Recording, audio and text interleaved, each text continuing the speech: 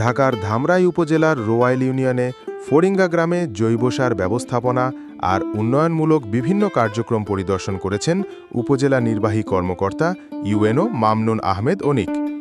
মঙ্গলবার দুপুরে তিনি ইউনিয়ন পরিষদ ঘুরে দেখেন আর বহুতকুল থেকে রোয়াইল পর্যন্ত নতুন একটি রাস্তার নির্মাণ কাজ পরিদর্শন করেন। ওই সড়কের দুই পাশে পরিবেশ বান্ধব তাল গাছ রোপণ কর্মসূচির আওতায় শতাধিক তাল গাছের চারা লাগানো হয়। উপজেলা কৃষি অফিসের সহযোগিতায় হওয়া এই কর্মসূচিতে ইউএনও বলেন, বর্ষা মৌসুম গাছ লাগানোর উপযুক্ত সময়। এবছর ধামরাইয়ে 20,000 গাছ লাগানো হবে, যার মধ্যে 2,000 তাল গাছ থাকবে। এগুলো পরে বজ্রপাত ঠেকাতে সাহায্য করবে। তিনি আরও বলেন, সড়কের পাশে বেশি করে তাল গাছ আর অন্যান্য গাছ লাগাতে হবে, যাতে প্রাকৃতিক ভারসাম্য ঠিক থাকে আর রাস্তাটা দেখতেও সুন্দর হয়।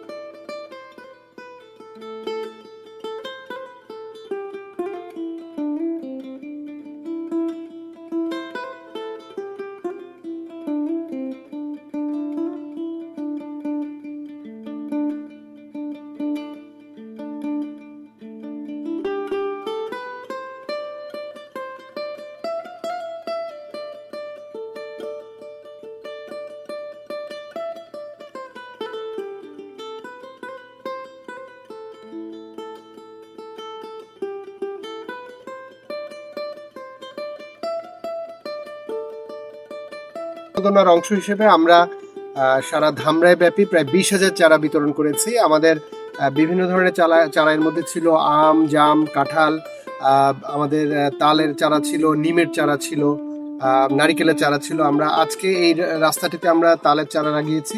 আমরা আশা করি যে এই প্রায় 2 কিলোমিটার রাস্তা জুড়ে যখন তাল গাছগুলো দাঁড়িয়ে যাবে, এটি অত্যন্ত দৃষ্টিনন্দন একটি সড়কে পরিণত হবে। আর আমরা জানি এখন বর্ষা মৌসুম, এখন গাছ লাগানোর মৌসুম। সারা ধামরাই জুড়ে আমরা বিভিন্ন ধরনের ফল এবং বনজ গাছ এবং ফলদ গাছগুলো আমরা লাগাচ্ছি। আশা করি আমরা এটার একটা ভিজিবল পরিবর্তন দেখতে পাবো।